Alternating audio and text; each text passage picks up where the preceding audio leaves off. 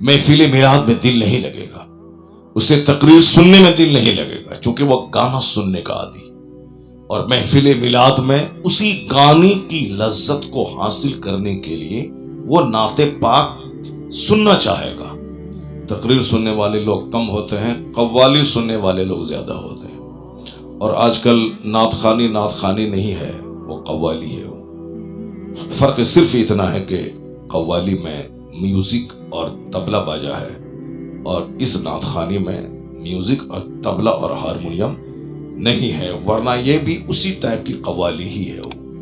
جس طرح کی نعت خانی آج کل لوگ کر رہے ہیں، اس میں اس قوالی میں کوئی فرق نہیں ہے۔ فرق صرف اتنا ہے کہ وہاں ہارمونیم اور طبلہ اور باجا ہے، اور یہاں ہارمونیم نہیں ہے، اور یہاں ہارمونیم کی جگہ پہ وہ ایکو والا سسٹم ہے، وہ بھی ہارمونیم کا ہی قائم مقام ہے۔ وہ اگر ایکو سے ہٹ کے ان کو کہیں نعت پڑھنے کے لیے تو پھر اوقات سمجھ میں آ جائیں گے۔ وہ ایکو کی گونج میں لہراتی ہوئی آواز نکلتی ہے، وہ ایکو کی گونج میں، جیسا پڑھنے والا ایکو والا اور سننے والا بھی ایکو والا، دونوں ایکو والا ہے، یہ بھی ایکو وہ بھی ایکو، اور جب یہ دونوں ایکو مل جائیں تو پھر جو جلسے میں دھمال مچ جائے، سارا پیسہ پھینکو، پھر جلسہ ہمارا کامیاب ہو گیا۔ جلسہ کامیاب نہیں ہوتا ہے ایکو سے، جلسہ کامیاب ہوتا ہے کہ ایک آدمی بھی مصطفیٰ کی ایک حدیث سن کر اگر آنکھ سے آنسو کے قطرے نکل گئے تو بس سمجھ لیں کہ وہ جلسہ کامیاب ہو گیا، اور جہاں جہاں وہ آنسو کے قطرے بہیں گے وہاں تک جہنم کی آگ حرام ہو جائے گی۔ اللہ رب العزت کا کلام ہی وہ اصل کلام ہے، اس سے بڑھ کر کوئی کلام نہیں۔ بندے تو کمزوری کا پتلا ہے، بندے کو نیند آ جائے تو اس کے گردن پہ چھری چلا دیجئے، کچھ نہیں۔ بندے تو کمزوری کا پتلا ہے، اس کے پاخانہ لگتا ہے تو سیدھے واش روم دوڑتا ہے، اپنے ہاتھ سے اپنا پاخانہ صاف کر کے مہتر والا کام کرنے پر مجبور ہو جاتا ہے۔ یہ انسان کی کمزوری ہے، جس کے پیٹ میں 2 kg پاخانہ ہو، جس کی ناک سے ناک بہنے لگے، بلغم جاری ہو جائے، جس کے بدن کا پسینہ بدبودار ہو جائے، جس کا پیشاب بدبودار ہو، جس کے بدن کا بلڈ نکل جائے تو مر جائے، نہ سوئے تو مر جائے۔ یہ انسان کمزوریوں کا پتلا ہے، اس کی بات بھی کمزوریوں سے بھری ہوئی۔ اللہ تبارک و تعالی سب سے زیادہ قوی و عزیز طاقتور ہے، اس لیے اللہ کی بات سب سے زیادہ طاقتور ہے۔ اللہ کی بات سے بڑی کسی کی بات نہیں، سب سے زیادہ اپنے گھر میں اللہ کی بات ہونی چاہیے، کیونکہ اس سے بڑی کسی کی بات نہیں ہے۔ مگر آج دیکھ لیں حالات ہمارے گھر کے کیا ہیں۔ ہمارے گھر میں فلم کی بات زیادہ ہوتی، اخبارات کی بات زیادہ ہوتی، ہمارے گھر میں فزکس کیمسٹری بایولوجی ہمارے بچے زیادہ پڑھتے ہیں، 5 گھنٹے اسکول میں اس کو پڑھتے ہیں، 5 گھنٹے گھر میں پڑھتے ہیں، 10 گھنٹے، اور اس 10 گھنٹے میں ایک بار بھی ہمارے بچے مصطفیٰ کی حدیث نہیں پڑھتے، قرآن پاک نہیں پڑھتے۔ جب گھروں میں صرف فزکس کیمسٹری اور اخبارات ہوں، اور گھر میں صرف ایکٹر کی باتیں ہوں، کرکٹر کی باتیں ہوں، بندہ یہ کہے کہ یا اللہ میرے گھر سے برکت کہاں چلی گئی، میں نے تو کچھ نہیں کیا تھا، ہمیں یہ مصیبت کیوں آ گئی، بدتمیز میں نے کچھ نہیں کیا تھا۔ 24 گھنٹے میں تم نے ایک بار بھی اللہ کا نام نہیں لیا، تم نے ایک بار بھی قرآن کریم نہیں پڑھا، صرف دنیا ہی دنیا کرتا رہا، اور کہتا ہے میں نے کچھ نہیں کیا۔ یہ مت بول کہ میں نے کچھ نہیں کیا، یہ بول کہ الہی میں مجرم ہوں، میں نے جرم کیا، تو اپنے فضل سے میرے جرم کو معاف کر دے۔ یہ مت بول کہ میں نے غلطی نہیں کی، یہ بول کہ میں نے غلطی ہی کی ہے، میں نے کوئی اچھا کام نہیں کیا، بس میرا کام تھا جرم کرنا، تیرا کام ہے اس جرم پہ پردہ ڈالنا، مالک تو مجھے معاف کر دے، اب میں ایسا نہیں کروں گا۔ جہاں بندہ اپنے جرم کا اقرار کر لیتا ہے، وہیں سے اس پر رحمتوں کی بارش ہونی شروع ہو جاتی ہے، اور جب تک یہ بندہ بولتا ہے کہ میں نے کچھ نہیں کیا ہے، وہاں سے اس کا عذاب اور سخت ہوتا چلا جاتا ہے۔ 24 گھنٹے گھر میں دنیا کا چرچا ہے، اور میں چاہتا ہوں جو دعا کروں اللہ میری دعا قبول کر لے، میں چاہتا ہوں کہ میں اشارہ کروں تو آسمان سے سونا برسنے لگے، میں چاہتا ہوں کہ میں جو کھیت میں جو دھان اور گیہوں لگاؤں، بالکل ایک ایک دانے میں 1000 بالیاں وہاں سے نکل جائے، میں جو اللہ سے مانگوں اللہ مجھ کو دے دے۔ ایسا نہیں ہوتا ہے، اس دنیا کا سارا کام ایک سسٹم سے ریلیٹڈ ہے. یہاں اللہ رب العزت نے اپنی رحمتوں کو رکھا ہے. ایک سسٹمز کو دیکھ لیں کہ جب خوب شدید گرمی ہوتی ہے، سمندر سے بھاپ نکلتا ہے، وہ بھاپ فضاؤں میں جاتا ہے اور وہ بادل بن کر ہوا اس کو گھماتی رہتی ہے، تب جا کے یہی کھارا پانی اسی پروسیس کے ذریعے وہاں سے میٹھا بن کر وہ زمین پہ گرتا ہے. جب تک شدید گرمی نہ ہو، سمندر کے پانی کے بھاپ اوپر نہیں جاتے ہیں، بخارات اوپر نہیں جاتے ہیں. اس نمکین پانی کو میٹھا بنانے کا ایک طریقہ یہی ہے کہ سمندر کے پانی کو بھاپ بنا کر اوپر لے جایا جاتا ہے، پھر وہاں ہوا اس بادل کو اڑاتی ہے، اور پھر جہاں اللہ چاہتا ہے اسی پانی کو میٹھا بنا کے زمین پہ گراتا ہے. وَأَنزَلْنَا مِنَ السَّمَاءِ مَاءً مُبَارَكًا، ہم نے آسمان سے برکت والا پانی اتارا. بارش کے لیے گرمی ضروری ہے، بارش کے لیے سمندر کے بخارات کا اٹھنا ضروری ہے. اللہ چاہے تو بغیر بادل کے پانی برسا دے، لیکن ایک قدرت کا قانون ہے، اس سسٹم کے تحت بارش ہوگی. قدرت کا قانون ہے، جہاں جنگلات زیادہ ہوں گے، جہاں درخت زیادہ ہوں گے وہاں بارش زیادہ ہوگی، جہاں درخت نہیں ہوں گے آکسیجن کی کمی ہو جائے گی. یہ قانونی قدرت ہے کہ مرد اور عورت دونوں آپس میں ملیں گے تب بچہ پیدا ہوگا، ورنہ اللہ چاہے تو صرف بغیر مرد کے عورتوں سے بچہ پیدا کر دے. جیسے جناب مریم علیہ السلام، عیسیٰ علیہ السلام کی جو ماں ہے، عیسیٰ علیہ السلام کا کوئی باپ نہیں ہے، اللہ نے ان کی ماں جناب مریم علیہ السلام کو جبرائیل امین کو ان کے پاس بھیجا، انہوں نے پھونک ماری، وہ حاملہ ہو گئی. اس کے بعد پھر جناب عیسیٰ علیہ السلام پیدا ہوئے، بغیر باپ کے پیدا ہوئے. کرسچن لوگ دھوکہ کھا گئے ہیں کہ بغیر باپ کے بچہ پیدا ہوتا نہیں ہے، تو جناب عیسیٰ اللہ کا بیٹا ہے، وہ اللہ کا بیٹا ان کو کہنے لگے. انہوں نے یہاں دھوکہ کھا گئے وہ لوگ، جبکہ اسے معلوم ہونا چاہیے کہ بغیر باپ کے تو بچہ پیدا ہوا. آدم علیہ السلام تو بغیر باپ اور بغیر ماں کے اللہ نے اس کو پیدا کر دیا. یہاں تو ماں ہے، باپ نہیں ہے. مگر آدم علیہ السلام جو سب سے پہلے آدمی ہے، سب سے پہلے انسان ہے، ان کی تو نہ ماں ہے نہ ان کے باپ ہے، وہاں نہ ماں اور نہ باپ کوئی نہیں ہے. مگر جب جو اللہ بغیر ماں باپ کے پیدا کرنے پر قادر ہے، وہ اللہ اگر بغیر ماں کے بچہ کو پیدا کر دے تو کوئی تعجب کی کیا بات ہے؟ کیوں تم کہتا ہے کہ وہ اللہ کا بیٹا ہے؟ وہاں تو آدم علیہ السلام کو تو نہ ماں ہے نہ باپ ہے، اللہ نے پیدا کیا. تو اسلام مذہب سب سے سرل، سب سے سمپل اور سب سے آسان، سب سے خوبصورت مذہب ہے.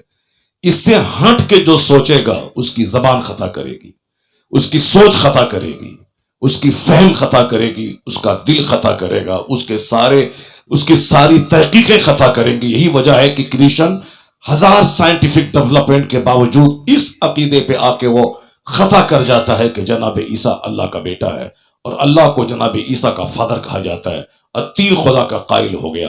حالانکہ ایسا نہیں ہے. اللہ رب العزت کا سسٹم ہے یہ کہ اللہ چاہے تو بغیر ماں باپ کے پیدا کرے، پیدا کر کے دکھلایا. اللہ چاہے بغیر باپ کے پیدا کرے، پیدا کر کے دکھلایا. لیکن جنرل قانون اللہ کا یہی ہے کہ اللہ نے مرد اور عورت کو پیدا کیا ہے اور دونوں کی دلچسپی ایک دوسرے میں رکھی ہے، اور پھر دونوں کے ملنے کے بعد تیسرا وجود تیار ہوتا ہے. اب یہ قانون قیامت تک کے لیے ہے.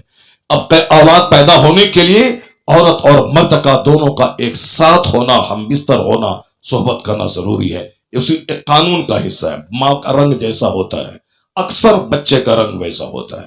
باپ کی ناک جیسی ہوتی ہے اکثر بچوں کی ناک ویسی ہوتی ہے.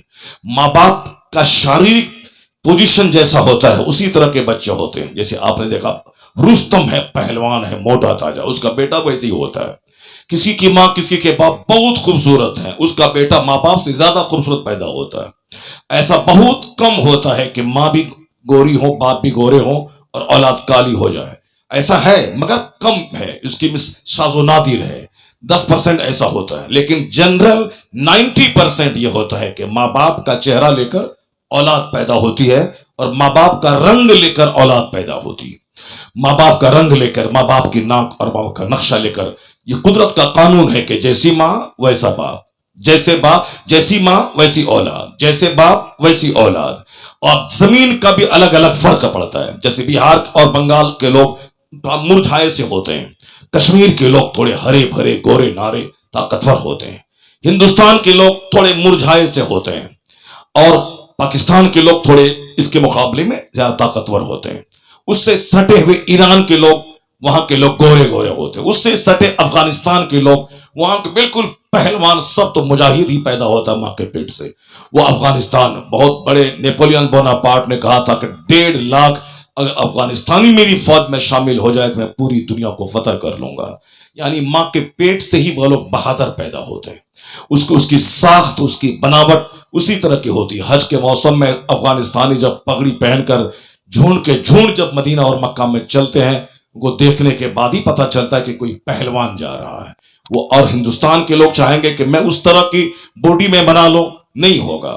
الگ الگ زمین الگ الگ تاثیر رکھتی ہے۔ بہار اور بنگال میں آم کی فصل زیادہ ہوتی ہے، گنے کی کم ہوتی ہے، دھان کی زیادہ ہوتی ہے۔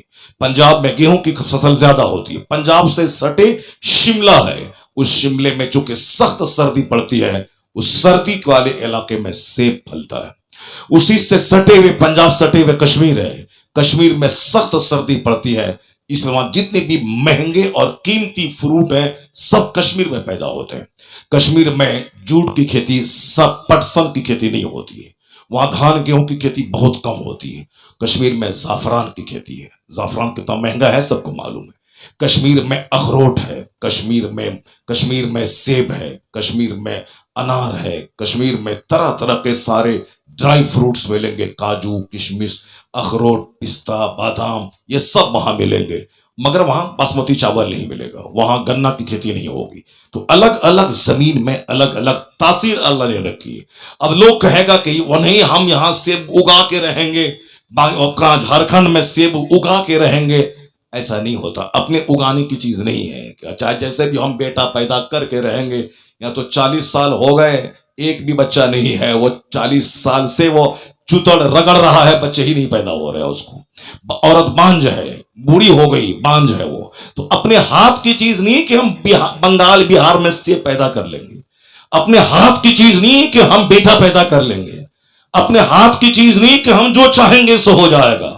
اللہ نے بندوں کو کمزور بنایا ہے، اور ہم کمزور ہیں، چاہتے کچھ ہیں، ہو کچھ جاتا ہے۔ ہم چاہتے ہیں خوبصورت بیٹا ہو، ہمارا معذور پولیو گرست پیدا ہو جاتا ہے۔ میں چاہتا ہوں کہ روزانہ 1 لاکھ کماؤں، 1 ٹکا بھی نہیں، کبھی کمائی نہیں ہوتی ہے۔ میں چاہتا ہوں کہ آج شادی بیاہ ہے، بارش نہ ہو، اتنی بارش اس دن ہوتی ہے کہ صاحب جل تھل ہو جاتا ہے۔ اللہ تبارک و تعالیٰ میری مرضی کے خلاف کام کر کے بتاتا ہے کہ تو بندہ ہے، بندہ بن کے رہ، خدا بننے کی کوشش مت کر۔ تیرے چاہنے سے مطابق کچھ نہیں ہوتا ہے، وہی ہوتا ہے جو منظور خدا ہوتا ہے۔ نعرہ تکبیر، نعرہ رسالت، اصلاح معاشرہ کانفرنس، مفتی شہریار صاحب قبلہ، واہ ماشاءاللہ۔ اس فیکٹ پہ جب بندے کی نظر رہتی ہے تو وہ کبھی کافر نہیں ہوگا، وہ کبھی اللہ کو گالی نہیں دے گا۔ چاہے اس کا بیٹا مر جائے، چاہے شادی کے دن اس کے گھر میں کشتی چلنے لگے، چاہے ان کے گھر سے 4 جنازہ نکل جائے، چاہے اس کے گھر کے سارے لوگ کینسر گرست ہو جائے، وہ کبھی اللہ کو گالی نہیں دے گا، چونکہ وہ جانتا ہے کہ وہی ہوتا ہے جو منظور خدا ہوتا ہے۔ چونکہ وہ جانتا ہے کہ اللہ جو چاہتا ہے وہ ہو کر رہے گا، اور ہر مصیبت میں آرام کا پہلو چھپا ہوتا ہے، ہر مصیبت میں آرام کا پہلو چھپا ہوتا ہے، ہر مصیبت میں آرام کا پہلو چھپا ہوتا ہے۔ کبھی بھی نروس مت ہونا کہ مالدار ہے میں غریب ہوں، کبھی نروس مت ہونا اس کے پاس 50 لاکھ کی گاڑی ہے میرے پاس 3000 کی سائیکل تک نہیں ہے، کبھی نروس مت ہونا کہ ان کے پاس 5 ٹرک ہے، 35 چکا والی گاڑی ہے، میرے پاس ایک ٹیمپو اور آٹو ٹوٹو بھی نہیں ہے۔ کبھی نروس مت ہونا، اللہ تبارک و تعالیٰ سے لو لگا کے رکھنا، اللہ پر مضبوط یقین کرنا، چونکہ اللہ فرماتا ہے قل اللہم مالک الملک تؤتی الملک من تشاء وتنزع الملک ممن تشاء۔ سارے بادشاہوں کا بادشاہ ہے وہ خدا، جسے چاہتا ہے سلطنت دیتا ہے اور جس سے چاہتا ہے چھین لیتا ہے۔ یعنی حکومت دینا، حکومت چھیننا یہ اللہ کا کام ہے۔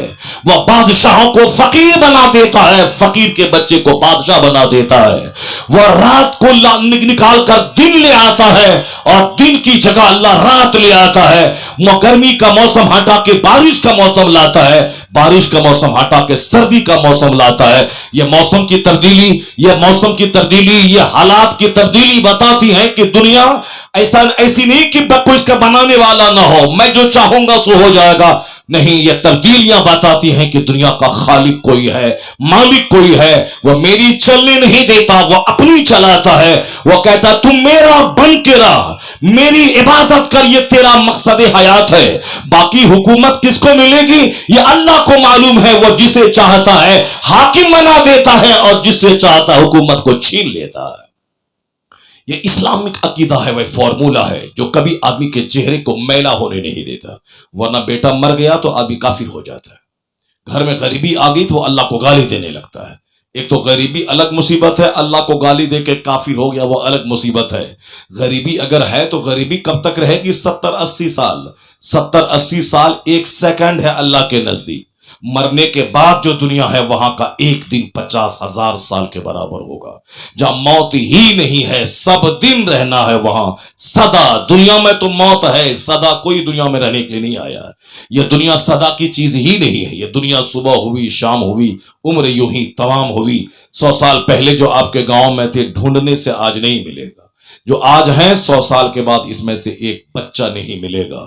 یہی دنیا کی سچائی ہے، یہی دنیا کی سچائی ہے۔ لوگ اسی پوائنٹ پہ غور کر لے تو کبھی اترائے گا نہیں، کبھی نروس نہیں ہوگا، کبھی مغموم نہیں ہوگا، کبھی گھمنڈی نہیں ہوگا، کبھی رستم نہیں بننا چاہے گا، کبھی دوسروں پہ اتیاچار اور ظلم نہیں کرے گا، چونکہ اپنی موت جہاں آدمی بھول جاتا ہے پھر وہیں سے گھمنڈ شروع ہو جاتا ہے، وہیں سے اتیاچار شروع ہو جاتا ہے، وہیں سے وہ باہوبلی بننا چاہتا ہے، وہیں سے وہ تسمار خاں بننا چاہتا ہے۔ اللہ تعالیٰ چونکہ چھوٹ دیتا ہے، فوری نہیں پکڑتا ہے اللہ بندے کو، اسی لیے بندہ اترانے لگتا ہے۔ فوری اگر پکڑ لے تو کوئی بے نمازی نہیں رہے گا، اگر جو نماز نہیں پڑھا اس کو زمین میں اللہ دھسا دے گا تو دنیا میں کوئی بے نمازی رہے گا؟ کوئی نہیں، سب لوگ نمازی بن جائیں گے۔ لیکن اللہ ایسا نہیں کرنا چاہتا کہ جو نماز نہیں پڑھے گا اس کو میں دھسا دوں، نہیں۔ اللہ تبارک و تعالیٰ کا سسٹم یہ ہے کہ بندے میں نے تجھ کو اپنی عبادت کے لیے پیدا کیا ہے، زمین میری ہے، تو چل اس پر گھر بنا، سڑکیں بنا، گھر کے گاڑیاں چلا، جانور کو پال، کھیتی باڑی کر، یہ سب میری ہے، ہوا میری ہے، سانس لے، آگ میں نے پیدا کی ہے، اس پہ تو فیکٹری بنا، کھانا بنا، سارا کام کر، اپنے مکان کی تعمیر کر، اینٹ کو اس میں آگ میں تپا کر کے مضبوط بنا، یہ سب کا میرا ہے، تو فائدہ اٹھا، کھانا تو کھا، تیرے لیے پھل ہے، تیرے لیے فروٹس ہیں، تیرے لیے دودھ ہے، تیرے لیے گوشت ہے، تیرے لیے کپاس ہے تاکہ کپڑے بنے، یہ سب نعمت تیرے لیے ہے، بس تو اتنا رکھنا یاد کہ میری نعمت کا حق ادا کرنا، میری نعمت کا شکر ادا کرنا۔ 24 گھنٹے تم کھانا پینا، 8 گھنٹے گہری نیند لینا، لیکن 5 وقت میرے سامنے سجدہ کرنا، پیشانی کو زمین پہ ٹیک دینا اور کہہ دینا مالک تو ہی سب سے بڑا ہے، میں تیرا چھوٹا بندہ ہوں، میں کچھ نہیں ہوں، تو سب کچھ ہے، میں مخلوق ہوں، تو خالق ہے، میں ساجد ہوں، تو مسجود ہے، میں غلام ہوں، تو میرا آقا ہے، میں نے زمین پہ سر رکھ دیا، میں کچھ نہیں ہوں، تو ہی سب کچھ ہے۔ جہاں بندہ ایسا کہا وہ سجدہ 5 منٹ کرے، اللہ 5 گھنٹے اس پر رحمتوں کی بارش برسا دے گا، 5 گھنٹے اس پر رحمت کی بارش برسا دے گا۔ 5 ٹائم نماز پڑھنا ہے، ہر ٹائم میں 5 سے لے کے 25 منٹ 20 منٹ لگتے ہیں، لیکن ہم کھاتے ہیں کتنی، سوتے ہیں کتنا، 8 گھنٹے، اور نعمتوں سے فائدہ کتنا اٹھاتے ہیں، 8 سے لے کے 12 گھنٹے اپنی دکان اور اپنی فیکٹری میں رہتے ہیں، تو اپنا کام زیادہ کرتے ہیں، اور جس کی دنیا میں رہتے ہیں، جس نے پیدا کیا ہے، جو ہمیں سانس لینے کے لیے ساری چیزیں مہیا کرتی ہیں، صرف لنگس میں تھوڑی سی خرابی آ جائے پھیپھڑے میں تو پھر کیا ہوتا ہے کہ سانس لینا مشکل، بندہ موت کے منہ میں چلا جاتا ہے۔ ساری دنیا پڑی ہوئی ہے، ہوا ہے، آکسیجن ہے، درخت ہے، پتے ہیں، سب کچھ ہے، مگر وہ سانس ہی نہیں لے سکتا ہے، سیدھے چکر آیا، بس گرا اور مر گیا، اور ہم بغیر کسی اور سلنڈر کی مدد کے سانس لیتے ہیں۔ اس کا مطلب ہے کہ ہم یہ سمجھتے ہیں یہ میرا حق ہے، نہیں، اللہ کبھی نعمتیں دے کے آزماتا ہے، کبھی نعمتیں چھین کے آزماتا ہے. بندہ وہی ہے کہ نعمت اللہ دے تو شکر ادا کرے, اور اگر اللہ نعمت چھین لے تو صبر کرے. بندہ جب شکر ادا کرے گا تو نعمتوں کو اللہ بڑھاتا جائے گا, اور صبر کرتا ہے تو اللہ بندے کو بے حساب اجر عطا فرماتا ہے. انما یوفی الصابرون اجرہم بغیر حساب. اللہ صبر کرنے والوں کو بے حساب اجر عطا فرماتا ہے. تو دنیا کا سسٹم ہے یہ کہ اللہ کی نعمت ملے تو بندہ اترائے نہیں, بندہ فرعون نہیں بنے, بندہ مغرور نہیں بنے, بندہ گھمنڈ کی بولی نہیں بولے کہ میں یہ کیا, میں وہ کیا. یہ کبھی نہیں بولے. میں کبھی کبھی کہتا ہوں کہ اللہ تبارک و تعالی فوری نہیں پکڑ کے بندوں کو چھوڑ دیتا ہے تاکہ یہ توبہ کرنے کا موقع اس کو مل جائے. 10 سال نماز نہیں پڑھی, ایک ٹائم نماز پڑھنا حرام اور گناہ کبیرہ ہے. اس کو یاد رکھنا, ایک ٹائم نماز جان بوجھ کے چھوڑنا حرام اور گناہ کبیرہ ہے, بڑا گناہ. جیسے شراب پینا گناہ, شراب پینا حرام, زنا کرنا حرام, سود کھانا حرام, جھوٹ بولنا حرام. یہ میجر سنس ہیں, بڑے بڑے گناہ ہیں. اسی طرح نماز چھوڑنا یہ سب سے بڑا گناہ ہے. چونکہ نماز پنجگانہ سب سے بڑا فرض ہے. حج سب پر فرض نہیں. جس کے پاس مال ہے جو مکہ آ جا سکتا ہے اس پر حج فرض ہے. زکوٰۃ سب پر فرض نہیں. زکوٰۃ اس پر فرض ہے جو مال والا ہے. اور صدقہ فطر سب پر واجب نہیں. جو صاحب نصاب ہے اس پر صدقہ فطر واجب ہے. مگر نماز ہر مسلمان, عاقل, بالغ, مرد, عورت, دیہاتی, شہری, گنوار, پڑھا لکھا, سب پر فرض ہے. ایک وقت کی نماز چھوڑنا حرام اور گناہ کبیرہ ہے, بڑا گناہ. اور بعض بزرگوں نے کہا ہے کہ زنا کا جو گناہ ہے اس سے بھی بڑا گناہ ہے نماز چھوڑنا. کہا وہ کیسے؟ کہا اس لیے کہ ایک بندہ 5 سال زنا کرتا رہا, طوائف کے کوٹھے پہ جاتا رہا, پھر وہ توبہ کر لیا کہ یا اللہ میں توبہ کرتا ہوں, اب میں نہیں جاؤں گا. انہوں نے سچی توبہ کر لی, پھر دوبارہ طوائف کے کوٹھے کی طرف وہ نہیں گیا. تو آیا ہے کہ اللہ تبارک و تعالیٰ اس کے گناہوں کو معاف کر دے گا, کیونکہ سچی توبہ پچھلے گناہوں کو مٹا دیتی ہے. لیکن کسی پر نماز فرض ہوئی 15 سال میں, اب 15 سال میں نماز فرض ہو جاتی ہے, مرد ہو یا عورت سب پر. 15 سال میں نماز فرض ہوئی, وہ نماز شروع کیا 20 سال کی عمر میں. یہ 5 سال کی نماز اس کے ذمے قضا ہے. چاہے وہ 50 بار حج کر لے, چاہے وہ 50 بار عمرہ کر لے, چاہے وہ روزانہ 1000 رکعت نماز نفل پڑھنا شروع کر دے, وہ 50 لاکھ بار توبہ کرے. توبہ کرنے سے نماز چھوڑنے کے جو گناہ ہیں یہ تو معاف ہو جائے گا. حج کرنے سے نماز چھوڑنے کے جو گناہ ہیں یہ تو معاف ہو جائیں گے. لیکن جو اصل میں نماز ہے, یہ 5 وقت کی نماز, اس 5 سال کی نماز اس کو پڑھنی پڑے گی. اس کے ذمے سے ساقط نہیں ہوگی, نماز سے وہ چھٹکارا نہیں پائے گا. یہ نماز بطور قضا اس کو پڑھنا پڑے گا. اس معنی کر زنا کرنے سے زیادہ سخت گناہ ہے نماز پنجگانہ چھوڑنا. اور یہ نماز پنجگانہ تو چھوڑیے, حضور نے فرمایا الغیبت اشد من الزنا. حدیث میں آیا ہے کہ غیبت جیسے پیٹھ پیچھے اب مسلمان بھائی کی برائی بیان کرنا, یہ اتنا خطرناک گناہ ہے. آج کل سب مزہ لے کے کرتا ہے. مسجد میں بیٹھا, رمضان کا دن ہے, امام صاحب نماز پڑھا کے حجرے میں گئے, یہ 5 نمازی مل کر کے امام صاحب کی برائی بیان کر رہا ہے. فجر کی نماز پڑھ کے مسجد سے باہر نکلے, چائے کی دکان پہ بیٹھے, یا 10 بوڑھا مل کر کے امام صاحب کی برائی بیان کر رہا ہے. یا کوئی نمازی جلدی سے مسجد سے نکل گیا, جو پیچھے لوگ نکلے وہ ان کی برائی بیان کرنا شروع کر دی.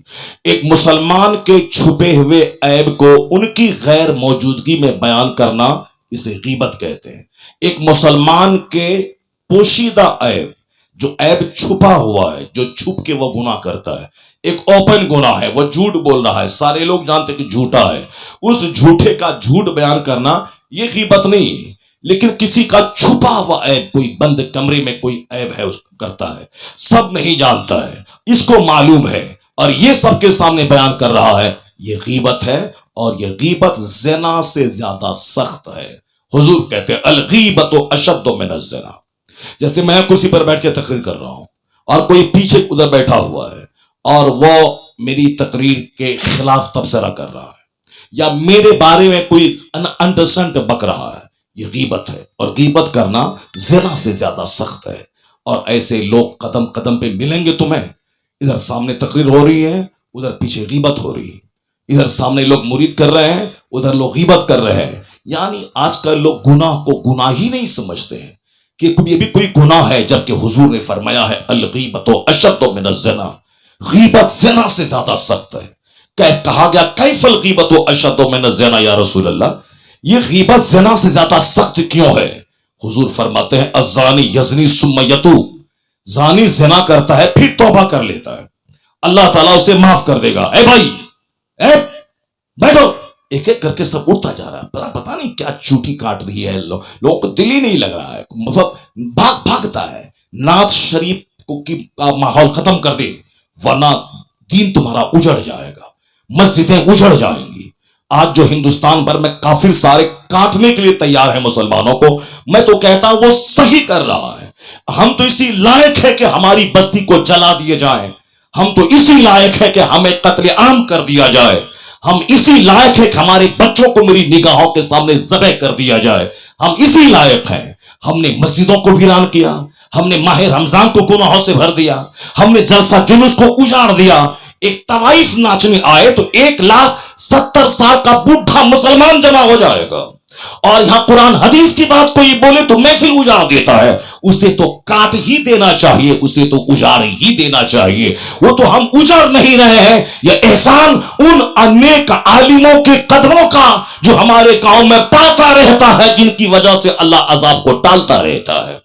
بزرگوں کی دعاؤں کا اثر ہے، سرکار دو جہاں کے رخ روشن کا، کہ اللہ رب العزت نے اپنے محبوب سے کہا ہے وَمَا كَانَ اللَّهُ لِيُعَذِّبَهُمْ وَأَنْتَ فِيهِمْ، اے حبیب جب تک آپ اس میں ہیں اللہ اس پر عذاب عام نازل نہیں کرے گا. ورنہ میرے حالات تو نماز بھی نہیں ہے، زکوٰۃ بھی نہیں ہے، افطار پارٹی بھی ہے تو دنیا کو خوش کرنے کے لیے. یہ بتائیں کہ رمضان کا افطار پارٹی وہ عبادت سمجھ کے کرنا ہے، اس میں گھنڈے کو بلانے کی کیا ضرورت ہے، اس میں رشوت خور کو بلانے کی کیا ضرورت ہے، اس میں تھانے کے سپاہی پولیس جو 24 گھنٹے جھوٹ بولتا ہے وہ جھوٹے کو بلانے کی کیا ضرورت ہے، جو ایک غیر مسلم روزے دار نہیں ہے اس کو اس افطار پارٹی بلانے کی کیا ضرورت ہے. حضور نے کہا تھا من فطر فیہ صائما، جس نے رمضان میں روزے دار کو افطار کروایا اس روزہ رکھنے والے کی طرح اس کو اجر ملے گا. چاہے ایک گھونٹ پانی سے افطار کروا دے، چاہے ایک کھجور سے افطار کروا دے. یہ روزے دار کو افطار کرانے کا ثواب ہے کہ رمیش کو افطار کی پارٹی دینے کا ثواب ہے؟ یہ بتائیں کہ صاحب رمیش کو پارٹی دی جا رہی ہے اور ہمارے گھر کے بازو میں ایک مسلمان روزے دار ہے، کوئی پوچھنے والا تک نہیں ہے. روزے کی آڑ میں راجنیتی، ماں باپ کے چہلم کی آڑ میں راجنیتی، ماں باپ کے پرسی کی آڑ میں راجنیتی، ماں باپ کے 40واں میں غریبوں کو بلانا چاہیے تو وہاں صاحب نیتا کو بلایا جا رہا ہے، وہاں حرام خور کو بلایا جا رہا ہے، وہاں صاحب کافروں کو بلایا جا رہا ہے، جبکہ یہ موقع ایصال ثواب کا تھا. لیکن ہم بلاتے ہیں کسے؟ کافروں کو، غیر مسلموں کو. اور اس لیے بلاتے ہیں تاکہ وہ غیر مسلم نارمل رہے، کیونکہ ہم تو ان کے رحم و کرم پہ زندہ ہیں ہندوستان میں. یہ تو ہمارا ملک ہے نہیں، یہ تو اس کا ملک ہے. اسی لیے ہاتھ جوڑ کے گھگیا کے کھلائیں گے تو پیٹ میں دانا جائے گا تو آنکھ لجائے گی. اسی لیے ہم اس کو بلاتے ہیں تاکہ ہم رحم و کرم پہ زندہ رہیں. اسی لیے وہ پانی کا جوس دے رہا تھا، اور جو جوس دے رہا تھا اسی کو لتم جتم کر دیا تھا. تم کو جوس دینے بولا کون تھا؟ تم کو چانے کے لیے بولا کون تھا؟ کیا تمہارے عید میلاد النبی کے جلوس میں وہ سامنے آتا ہے، وہ تمہیں پانی پلاتا ہے؟ نہیں تو پھر ان کے جلوس میں پانی کیوں پلا رہا تھا؟ لتم جتم کیا صحیح کیا. تمہیں تو ایسے گھناؤنے ماحول میں اپنے گھر میں بند ہو جانا چاہیے. ان کا جلوس آتا چلا جاتا، تم گھر سے باہر کیوں نکلا؟ تم پھول مالا لے کے کیوں نکلا؟ تم پانی کا گلاس لے کے کیوں نکلا؟ اس کے بعد اگر وہ برا سلوک کیا ہے تو ٹھیک کیا ہے تمہارے ساتھ. عید میلاد النبی کا جو جلوس یہ شرک ہے، اور یہاں پانی پلانے والے کو گنہگار بولا جاتا ہے، اور وہاں اس جلوس میں داڑھی لے کر کے اس کے استقبال میں آگے جا رہا ہے. تیرا تو قد اور برا ہونا چاہیے، لیکن وہ تو شکر ہے کہ اللہ کا اور زیادہ برا قد تمہارا نہیں ہو رہا ہے. دنیا میں اللہ ہے، اللہ کا ماننے والا اگر اللہ کی محبت میں مارا چلا جائے تو پھر اس موت کو شہادت کہتے ہیں، اور شہید کا سارا گناہ معاف ہو جاتا ہے. اس لیے شان سے نماز پڑھ، شان سے مسجدوں میں جا، اپنے مذہب کی رسی کو مضبوطی سے تھام کے رہا. کسی کی چوٹی سیدھی مت کر، کسی کا پاخانہ مت صاف کر، کسی کے سامنے جا کے جھولا مت ڈو، ان کے رحم و کرم کی بھیک منگا. اللہ کو ایک مان، مصطفیٰ کی غلامی کر. زندہ رہے گا تو غازی، اور مر گیا تو شہادت کی موت پا کے جنت الفردوس چلا جائے گا.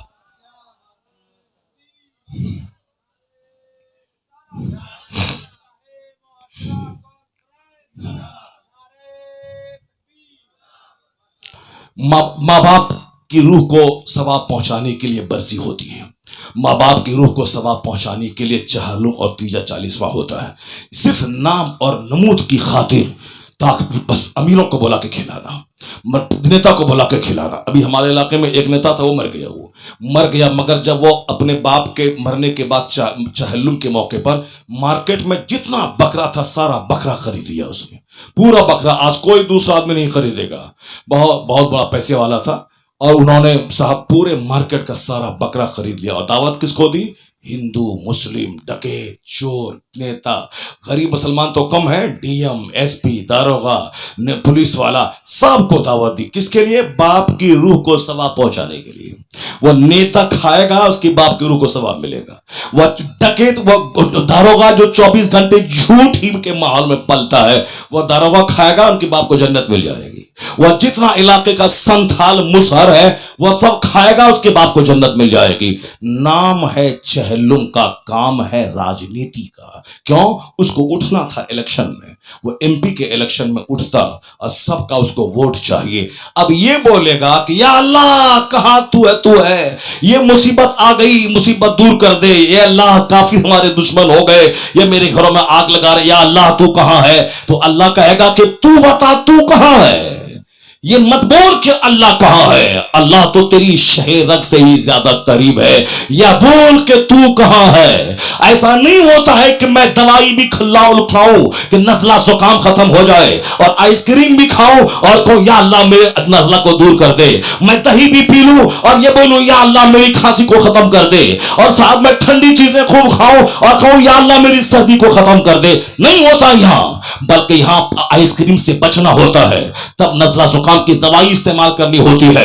इधर से दवाई, उधर से परहेज, तब उसकी सर्दी और खांसी खत्म होती है। ऐसा नहीं कि आइसक्रीम भी खाता रहो और दवाई भी खाता रहो और दुआ करो या अल्लाह मेरी खांसी खत्म हो जाए। यहां ऐसा नहीं होता, यहां दवाई भी और परहेज भी। यहां ऐसा कभी ना होगा कि ज़िना भी करता रहो, हिंदुस्तान में मेरी हुकूमत कायम हो जाए। मैं शराब पीता रहो, हिंदुस्तान में मेरी हुकूमत कायम हो जाए। मैं सूद खाता रहो, हिंदुस्तान में मेरी हुकूमत कायम हो जाए। मैं काफिरों की तरह सुबह से लेकर शाम तक अखबार पढ़ता रहो और रात भर जा करके मोबाइल में व्हाट्सएप पे गंदी तस्वीर देखता रहो। बेटी अलग, बेटा अलग, बीवी अलग, मैं अलग, सब घर को सनीमा हाल बना दो। या अल्लाह इस्लामी हुकूमत हिंदुस्तान में कायम हो जाए। जिस तरह आइसक्रीम खाते हुए नज़ला जुकाम का खात्मा नहीं होता, उसी तरह गुनाहों की मौजूदगी में कभी खुदा की रहमतों का इस्तिकबाल नहीं होता। खुदा की रहमतें इस्तिकबाल नहीं करती। एक तरफ गुनाह छोड़ना होगा, दूसरी तरफ तदबीर करनी होगी। तो फिर क्या होगा? जब गुनाह छोड़ेगा, मुस्तफा की गुलामी करेगा, सुन्नतों पे अमल करेगा, हाथ मत उठा, इधर सुन्नत पे अमल होगा, उधर खुदा तुझसे खुद पूछेगा बता तेरी रजा क्या है। खुदी को कर बुलंद इतना कि हर तकदीर से पहले खुदा बंदे से खुद पूछे बता तेरी रजा क्या है। यहां जिस हालत में भी दुआ मांग रहे हैं, दुआ करते करते मर जाओगे, दुआ कबूल नहीं होगी।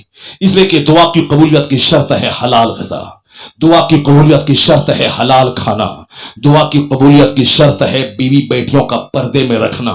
यह दुआ की कबूलियत की शर्त है, वो इससे हट करके दुआ कबूल नहीं होती है। गुनाहों की मौजूदगी में यह कहना कि मेरी हालत बदल जाए, मेरी दुनिया बदल जाए, ऐसा नहीं होता है। कौम मुस्लिम क्या है? मैंने माह रमजान में इफ्तार पार्टी को भी राजनीति का रंग दे दिया, मैंने तरावी के नजराने को भी राजनीति का रंग दे दिया, हमने साहब तरावी को भी राजनीति का रंग दे दिया। हम बिजनेसमैन हैं, 5 ही दिन में खत्म कर लेंगे, उसके बाद हम आजाद होकर बिजनेस करेंगे। क्या मतलब? 11 महीने आजाद होकर कमाया तो पेट नहीं भरा, और इबादत का मौसम, इसमें कमा के क्या तेरा पेट भर सकता है? इसका मतलब है कि तू नहीं जानता माह रमजान नेकियों का मौसम है। हर रात 20 रकअत तरावी पढ़ना सुन्नत मुअक्कदा है, यानी वाजिब के करीब है, हर रात पढ़ना है। चाहे 3 ही दिन में खत्म कुरान क्यों ना कर ले, बाकी तुम्हें हर रात 20 रकअत नमाज तरावी पढ़नी ही पढ़नी है। नहीं पढ़ने वाला गुनहगार होगा। यह कौन सा सिस्टम है कि 5 दिन में खत्म कर ले? 5 दिन में कुरान खत्म होता है? जिस हालत में आज हाफिजी पढ़ते हैं, हाफिजी का पढ़ना उस हालत में हराम है। उनका पढ़ना भी हराम, तुम्हारा सुनना भी हराम, चाहे 5 लाख उसको नजराना दे दे। ایک نیکی نہیں ملے گی، نہ حافظ کو نیکی ملے گی، نہ سننے والے کو نیکی ملے گی، اور کسی نیکی نہیں ملے گی کہ قرآن پاک کو جس طرح پڑھنا درست تھا اس طرح اس نے نہیں پڑھا۔ قرآن پاک کو اس طرح سے پڑھنا جس طرح پڑھتے ہیں لوگ، یہ پڑھنا حرام ہے۔ ثواب تو دور کی بات ہے، ثواب تو ملے گا ہی نہیں، الٹے گناہ ہوگا۔ قرآن کو غلط پڑھنے کا گناہ، قرآن کو غلط پڑھنے کا گناہ، صرف چند سکے کے شوق میں یعلمون اللہ اکبر کہہ دیا، بس ہو گیا۔ یہی ہے قرآن پڑھنے کا معمول، یہی قرآن پڑھنے کا طریقہ۔ من لم یجود القرآن عاصم، جو قرآن کو تجوید کی رعایت کرتے ہوئے نہ پڑھے وہ گنہگار ہے، گنہگار ہے۔ قرآن پاک پڑھنے کا اجر ہے، الف لام میم کوئی پڑھے تو 30 نیکی ملتی ہے، ایک ایک حرف کے بدلے میں 10 نیکی ملتی ہے، یہ اجر ہے قرآن پاک پڑھنے کا۔ لیکن جس حالت میں آج کل لوگ 5 دن 6 دن میں قرآن پڑھتے ہیں، اس حالت میں نہ پڑھنے والے کو کوئی اجر ملے گا، کیونکہ صحیح سے قرآن پاک کو پڑھنے کے لیے ایک پارے کے لیے کم سے کم 40 منٹ چاہیے۔ 40 منٹ سے کم میں تو ایک پارا پڑھ ہی نہیں سکتا ہے۔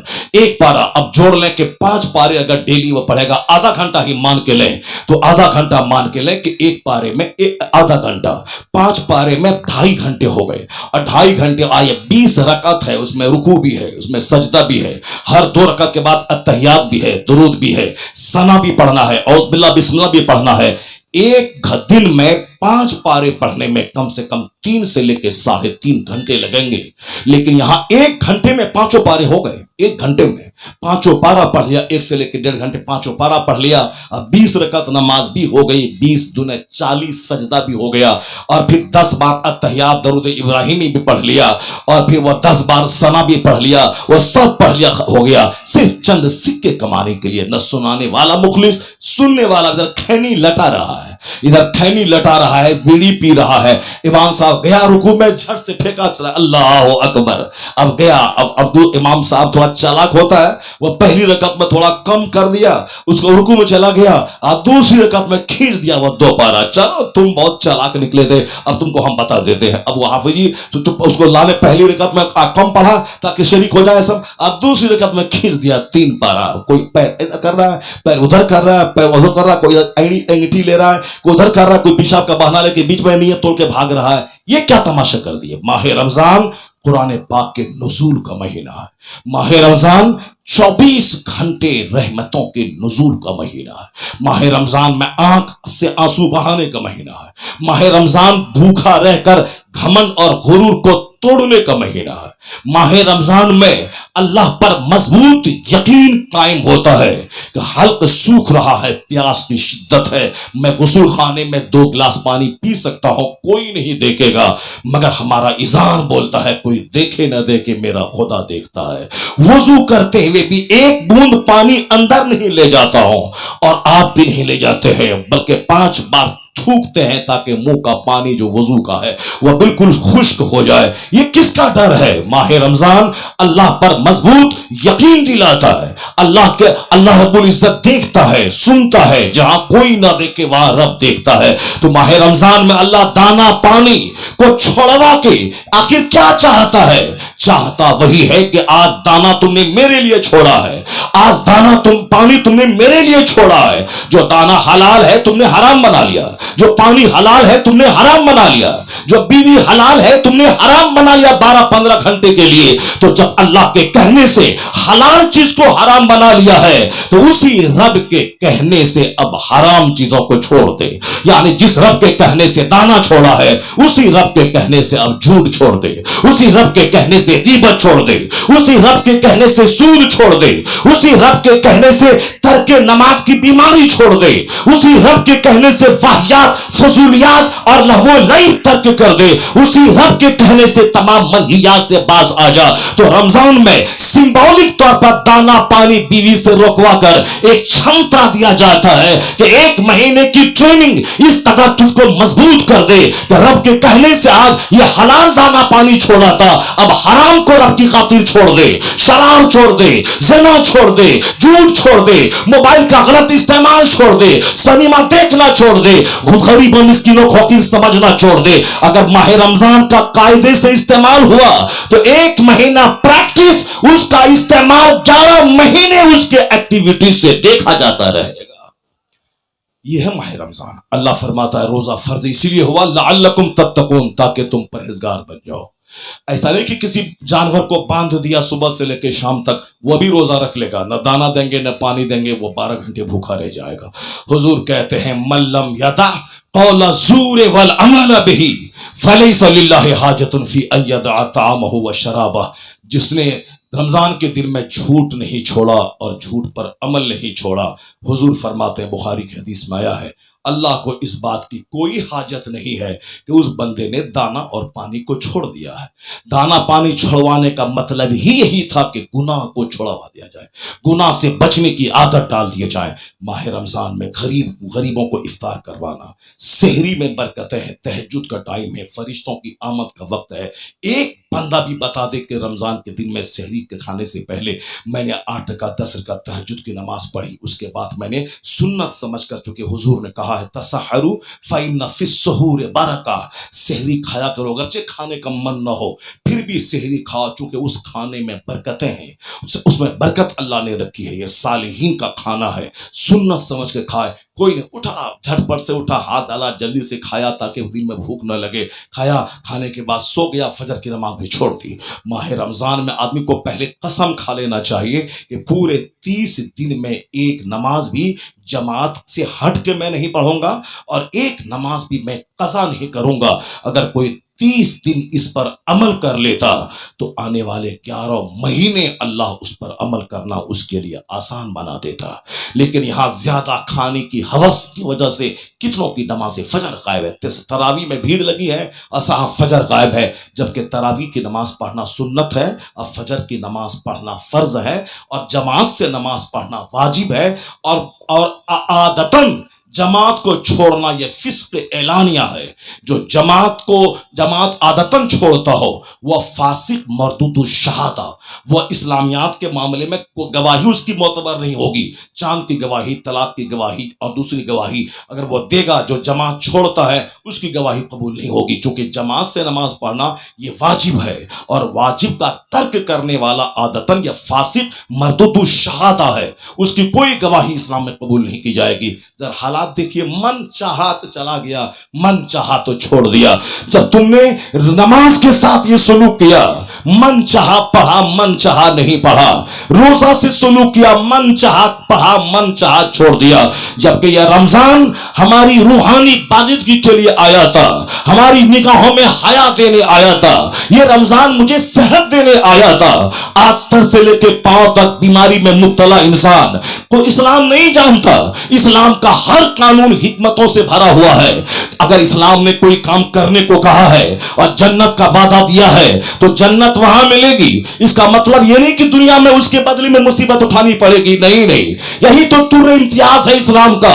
اگر اسلام نے کہا کہ روزہ رکھ، یہ رکھنا فرض ہے، اور جو صحت کے باوجود روزہ نہیں رکھے گا اس کے گھر میں آگ لگا دے، اس کو بادشاہ اسلام حکم ہے اسے جیل میں ڈال دے، توبہ کیا تو ٹھیک ہے ورنہ اسے قتل کر دے. جہاں اسلامی گورنمنٹ ہے وہاں کے بادشاہ کو آدیش ہے کہ جو تندرستی کے باوجود روزہ نہیں رکھے اور اس کے کھانے کے لیے چولہے میں آگ سلگائے جائیں، وہاں سے آگ کا دھواں اٹھے، اس گھر میں آگ لگا دے، اس بے روزہ دار کو قتل کر دے. اسلامک رولر کو کیوں؟ اس لیے کہ ایک زبردست قانون ہے اسلام کا روزہ رکھنا، تاکہ ہمارے پیٹ کی اصلاح ہو جائے، ہمارے گردے کی اصلاح ہو جائے، ہمارے معدے کی اصلاح ہو جائے، چھوٹی آنت بڑی آنت کی اصلاح ہو جائے، ہمارے لنگز کی اصلاح ہو جائے، ہمارے برین کی اصلاح ہو جائے. یہاں قبض ہوتا ہے تو سر میں درد کیوں ہوتا ہے؟ کیونکہ اس کا گہرا کنیکشن سر سے ہوتا ہے. یہاں بخارات اٹھتے ہیں، گندا گندا خیال دماغ میں آنے لگتا ہے. یہاں پیٹ میں گیس بنتی ہے اور رات بھر بندہ حالت نیند میں بھٹکتا ہوا خواب دیکھتا رہتا ہے اور کہتا میں خواب ایسا دیکھا ویسا دیکھا.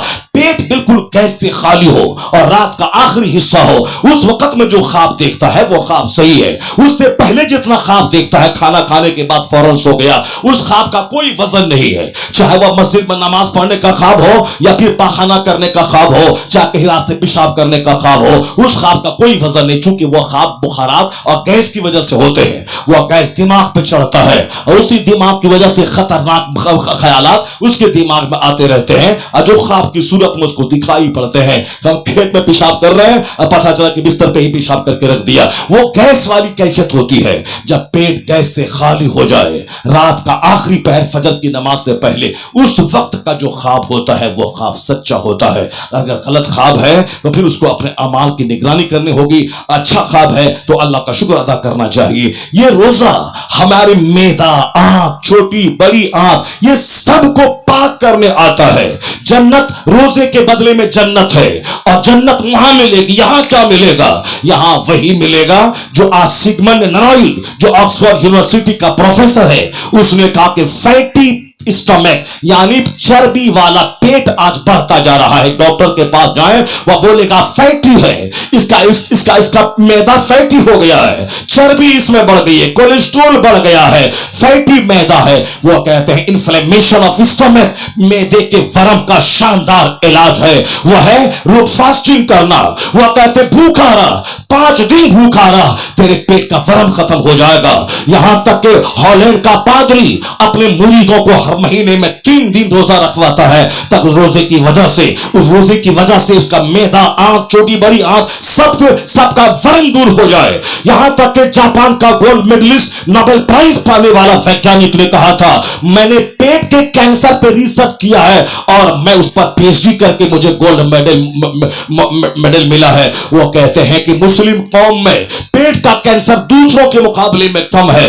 اسی لیے کم ہے کہ جنرل مسلمان رمضان کے مہینے میں 30 دن 29 دن روزہ رکھتے ہیں اور 12 سے 15 گھنٹے تک وہ بھوکا رہتے ہیں. انہوں نے کہا کہ میں نے ریسرچ کیا ہے جو سال میں 25 سے 30 دن تک 15-16 گھنٹے کنٹینیو اپنے پیٹ کو خالی رکھے گا تو اس کی وجہ سے کینسر کا کیڑا اگر ہو بھی گیا ہو، اگر نہیں ہوا ہے تو نہیں مر ہوگا، اگر ہو گیا ہے تو 15 گھنٹے کا بھوکا رہنا، پیاسا رہنا اس کیڑے کو کھا جائے گا. یہی وجہ ہے کہ مسلمانوں کا روزہ اس معدے کے کینسر کو ختم کر دیتا ہے. تو جہاں آج جاپان کا سائنٹسٹ بولا کہ فاسٹنگ کینسر کا شاندار علاج ہے، آکسفورڈ کا پروفیسر، کیمبرج کا پروفیسر، ہندوستان کے JNU کا پروفیسر بولتا ہے روزہ سے ہیلتھ ملتا ہے، صحت ملتی ہے. ہاں لگاتار 3-4 مہینہ روزہ رکھے گا تو کمزور ہو جائے گا، لیکن 1 مہینہ کی فاسٹنگ سے کمزوری نہیں ہوگی بلکہ آدمی جب 10 دن شروع میں تو مرجھایا رہتا ہے لیکن 10 دن کے بعد اندر سے توانائی ملنے لگتی ہے. یہاں تک کہ بڑا سے بڑا شوگر کا مریض بھی 10 دن تک پریشانی ہوتی ہے، 10 دن کے بعد وہ پھر روزہ رکھنے کا ایسا عادی ہوتا ہے، اس کو اندر سے اسپرچوئل فورس محسوس ہوتی ہے. تو آج سائنسداں کہتے ہیں observe a fast you will be healthy. روزہ رکھ صحت مند ہو جائے گا. قربان نبی رحمت نے 1400 سال پہلے کہا تھا سومو تسہو، روزہ رکھو جنت وہاں ملے گی اور یہاں تو صحت مند بن جائے گا، ہیلدی بن جائے گا. رمضان اللہ نے جس کو فرض قرار دیا ہے اس کا ڈبل بینیفٹ ہے. ایک بینیفٹ جنت اور ایک بینیفٹ دنیا کی برکت کا ہے. روزہ بدن کی زکات ہے، بدن کی زکات ہے روزہ. زکات کے نکلنے سے جس طرح درخت میں فضول ٹہنیوں کو چھانٹ دینے سے پھل گھٹتا نہیں ہے، اس کا پھل بڑھ جاتا ہے، اسی طرح یہ بدن کی زکات ہے روزہ.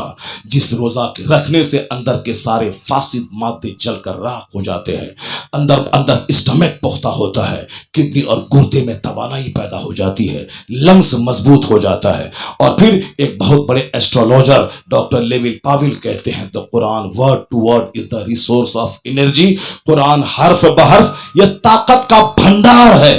جو ریڈر اور لسنر جو پڑھے وہ بھی اس طاقت کو اس کے سینے میں محسوس کرتا ہے، اور جو صحیح ڈھنگ سے قرآن سنے اس قرآن کی طاقت بھی اس کے سینے میں سرایت کر جاتی ہے. یہی وجہ ہے تراویح کی نماز 1 مہینے تک پابندی سے پڑھنا اور غور سے قرآن سننا. یہ یعلمون اور تعلمون چند سکہ کمانے کے لیے حافظ بھی بولا ہم کامیاب ہو گئے، اور سنانے والا بھی بولا ہم نے 51,000 حافظ کو دے دیا. اس مسجد والا تو 25,000 دیا، میں 51 دیا، یعنی نام و و نمود ہم نے 51 دے دیا, 151 دے دیا. اخیر زمانے میں لوگ مسجدوں کے مینار پہ گھمنڈ کریں گے. ہماری مسجدوں کے مینار اس مسجد کے مینار سے بلند ہیں, ہماری مسجدوں کا ٹائلز اس مسجد کے ٹائلز سے بہتر ہے. نماز نہیں پڑھیں گے لوگ, نماز نہیں پڑھیں گے. میری مسجد میں نمازی زیادہ ہیں, میں خود مسجد کے بننے کے بعد نماز کا عادی ہو گیا ہوں. نہیں, نمازی نہیں بنے گا, وہ متولی بنے گا, نمازی نہیں بنے گا. وہ سیکرٹری بنے گا, نمازی نہیں بنے گا.